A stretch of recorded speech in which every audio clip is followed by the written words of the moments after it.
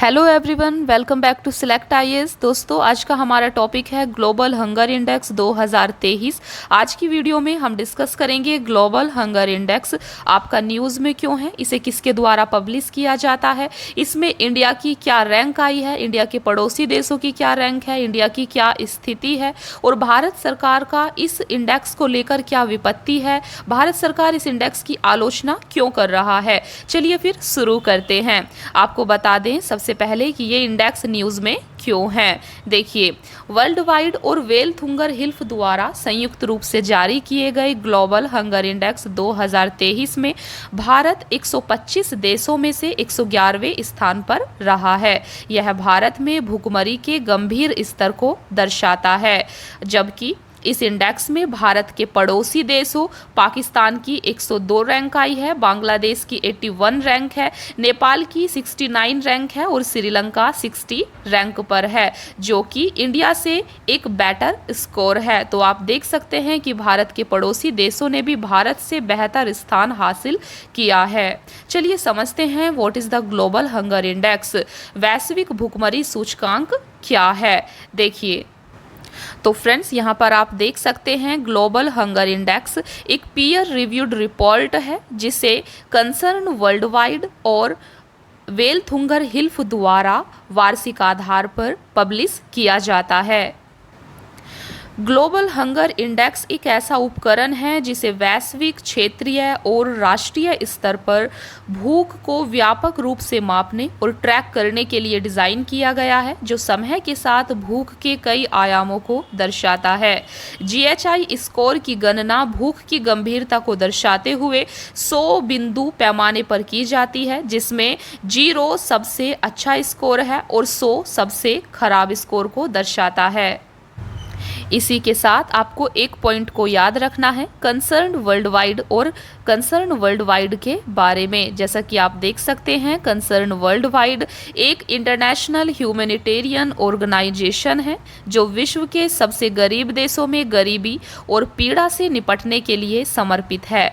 Wealth hunger हिल्फ Germany में एक private add organisation है। इसकी स्थापना 1962 में फ्रीडम फ्रॉम हंगर कैंपेन के रूप में की गई थी। चलिए अभी बात करते हैं कैलकुलेशन की। ग्लोबल हंगर इंडेक्स के द्वारा किस प्रकार से कैलकुलेशन की जाती है। तो यहाँ पर आप देख सकते हैं प्रत्येक देश के जीएचआई स्कोर की गणना एक सूत्र के आधार पर की जाती है जो 4 संकेतकों को जोड़ता है, जो भूख की बहुआयामी प्रकृति को रेखांकित करता है। तो आप देख सकते हैं सबसे पहला है आपके सामने अंडर नरिशमेंट। अंडर नरिशमेंट अल्प पोषण पहला इंडिकेटर है। अंडर नरिशमेंट अल्प पोषण, तो इसमें क्या होता है बेसिकली, देखिए, जनसंख्या का वह हिस्सा जिसका कैलोरी सेवन अपर्याप्त है, तो इसमें वो लोग आते हैं। दूसरा होता है चाइल्ड स्टंटिंग। चाइल्ड स्टंटिंग में 5 वर्ष से कम उम्र के बच्चों से संबंधित आंकड़ों की हिस्सेदारी उनकी उम्र के अनुसार कम है, जो दीर्घकालिक कुपोषण को दर्शाता है। तो दूसरा इंडिकेटर होता है चाइल्ड स्टंटिंग। तीसरा इंडिकेटर होता है चाइल्ड वेस्टिंग। चाइल्ड वेस्टिंग में 5 वर्ष से कम उम्र के ऐसे बच्चों की हिस्सेदारी होती है जिनका वजन उनकी लंबाई के अनुसार कम होता है और जो गंभीर कुपोषण को दर्शाता है। चौथा इंडिकेटर होता है चाइल्ड मोर्टेलिटी, शिशु मृत्यु दर। तो आप यहाँ पर देख सकते हैं ऐसे बच्चे जो अपने 5वें जन्मदिन से पहले मरने वाले बच्चों की हिस्सेदारी होती है। अपर्याप्त पोषण और अस्वास्थ्यकर वातावरण की गंभीर स्थिति को चाइल्ड मोर्टेलिटी दर्शाती है। तो फ्रेंड्स, यहाँ पर आपको याद रखना है ग्लोबल हंगर इंडेक्स को कैलकुलेशन कैसे किया जाता है। यहाँ पर 4 इंडिकेटर का यूज़ किया जाता है। पहला है आपका अंडर नरिशमेंट, दूसरा है आपका चाइल्ड स्टंटिंग, तीसरा है चाइल्ड वेस्टिंग और फोर्थ है आपका चाइल्ड मोर्टेलिटी। इन इंडिकेटर के आधार पर ग्लोबल हंगर इंडेक्स को तैयार किया जाता है। चलिए बात करते हैं इंडिया का जीएचआई स्कोर क्या रहा है इस वर्ष के ग्लोबल हंगर इंडेक्स में। तो यहाँ पर आप देख सकते हैं, देखिए, अगर स्कोर का एनालिसिस करते हैं तो आप पाएंगे कि वर्ष 2023 में भारत का जीएचआई स्कोर 28.7 है, जिसे जीएचआई भुखमरी की गंभीरता के मापदंड के अनुसार गंभीर सीरियस श्रेणी में रखा जाता है। यह भारत के वर्ष 2015 के जीएचआई स्कोर 29.2 में सुधार को दर्शाता है। इसके अतिरिक्त वर्ष 2000 में 38.4 और वर्ष 2008 में 35.5 के चिंताजनक जीएचआई स्कोर की तुलना में भारत ने महत्वपूर्ण प्रगति की है, सिग्निफिकेंट प्रोग्रेस की है। चलिए बात करते हैं इससे संबंधित डेटा और संदर्भ की। देखिए, बच्चों में बोनापन, अगर बात करें चाइल्ड स्टंटिंग की, तो बच्चों में बोनापन 35.5% बताया गया है। भारत में अल्पपोषण की व्यापकता 16.6% बताई गई है। भारत में बच्चों के वेस्टिंग दर लगभग 18.7% है, जो रिपोर्ट में सभी देशों में सबसे अधिक है। इसके अलावा 5 वर्ष से कम उम्र के बच्चों की मृत्यु दर 3.1% है। इसी के साथ फ्रेंड्स आपको बता दें कि ग्लोबल हंगर इंडेक्स में टॉप 5 कंट्री कौन सी हैं और सबसे नीचे स्थान पर कौन है। अगर बात करें टॉप 5 कंट्री की, तो ये है आपके बेलारूस, बोस्निया, हर्जेगोविना, चिली और आपका चीन। ये आपकी टॉप 5 कंट्री है जिन्हें आपको याद रखना है, आपको इन्हें नोट कर लेना है। और सबसे निचले स्तर पर है आपका अफ्रीकी गणराज्य, यमन, मेडागास्कर और मध्य अफ्रीकी गणराज्य। तो इन्हें आपको याद रखना है, ये सबसे नीचे स्थान पर हैं। चलिए अभी बात करते हैं कि भारत सरकार का क्या रुख है, क्या पॉइंट ऑफ व्यू है इस इंडेक्स को लेकर। देखिए, What is the Indian government response to GHI report 2023? सबसे पहले भारत सरकार ने इस प्रणाली की, देखिए, क्रिटिसिज्म ऑफ मैथोडोलॉजी, तो सबसे पहले इसकी कार्य प्रणाली की आलोचना भारत सरकार के द्वारा की गई है। जैसा कि आप देख सकते हैं, महिला एवं बाल विकास मंत्रालय ने रिपोर्ट की पद्धति के विषय में चिंता जताई है, जिसमें गंभीर पद्धतिगत मुद्दे और दुर्भावनापूर्ण इरादे पर प्रकाश डाला गया है।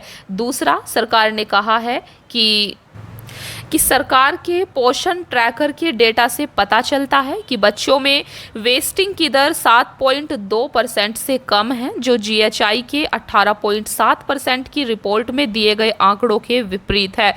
तो यहाँ पर भी हमें टकराव देखने को मिलता है। इसके अलावा भारत सरकार का कहना है कि फोकस ऑन चाइल्ड हेल्थ, यहाँ पर बाल स्वास्थ्य पर ज़्यादा ध्यान दिया गया है और अन्य आयामों को नेग्लेक्ट किया गया है, उनको इग्नोर किया गया है। देखिए, बाल स्वास्थ्य पर ज्यादा ध्यान, सरकार ने कहा है कि 4 जीएचआई संकेतकों में से 3 बच्चों के स्वास्थ्य से संबंधित हैं और पूरी जनसंख्या का पूर्ण प्रतिनिधित्व नहीं कर सकते हैं। तो आपको पता है कि भारत एक विशाल देश है जहां पर अलग अलग उम्र के काफी सारे लोग रहते हैं और बच्चे भी उसका एक पार्ट हैं। बच्चे पूरी जनसंख्या को रिप्रेजेंट नहीं करते हैं, इसीलिए भारत सरकार का कहना है कि पूरी जनसंख्या का यह इंडेक्स प्रतिनिधित्व नहीं करता है, क्योंकि इसके 3 इंडिकेटर सिर्फ बच्चों से ही संबंधित हैं। इसके अलावा भारत सरकार का कहना है कि इसका जो सैंपल साइज है वो काफ़ी स्मॉल है। सरकार ने कुपोषित जनसंख्या का अनुपात संकेतक की सटीकता के विषय में संदेह व्यक्त किया है, क्योंकि यह एक कम आबादी पर किए गए सर्वेक्षण पर आधारित है। इसके अलावा जो इसके कारक हैं वो काफ़ी ज़्यादा कॉम्प्लेक्स हैं, कॉम्प्लेक्स फैक्टर बताया गया है। सरकार का तर्क है कि स्टंटिंग और वेस्टिंग जैसे संकेतक स्वच्छता, आनुवांशिकी, पर्यावरण और भोजन उपयोग सहित विभिन्न जटिल कारकों के परिणाम हैं तथा केवल भुखमरी के लिए जिम्मेदार नहीं है। सरकार ने यह भी बताया है कि शिशु मृत्यु दर केवल भुखमरी का परिणाम नहीं हो सकती है, यह दर्शाता है कि अन्य कारक भी इसमें भूमिका निभा रहे हैं। तो फ्रेंड्स, ये था आपका भारत सरकार का रिस्पॉन्स इस इंडेक्स को लेकर। भारत सरकार ने इसे गलत बताया है, इस पर आपत्ति व्यक्त की है। इसी के साथ आपको बता दें कि सिलेक्ट आईएएस की तरफ से मुकाबला इनिशिएटिव शुरू किया जा रहा है। यह एक मेंस आंसर राइटिंग प्रोग्राम है। आप अपने मेंस आंसर्स को लिखकर यहाँ पर इवेल्युएट करा सकते हैं इस प्रोग्राम को ज्वाइन करके। तो आपको इस प्रोग्राम को ज्वाइन करना है और हमसे जुड़ जाना है अपने मेंस की प्रिपरेशन के लिए। हमें अपने आंसर्स को दिखाना है, जहां पर आपको अच्छा फीडबैक दिया जाएगा। कैसे आपको मेंस का आंसर लिखना है ये भी सिखाया जाएगा बाय सिलेक्टेड कैंडिडेट, और 1 to 1 यहाँ पर आपको गाइडेंस दी जाएगी। तो फ्रेंड्स, आप इस प्रोग्राम के बारे में हमें व्हाट्सएप मैसेज करके इसके बारे में और अधिक डिटेल्स ले सकते हैं और हमसे जुड़ सकते हैं। Thank you so much friends, keep watching, please like share and subscribe. Thank you.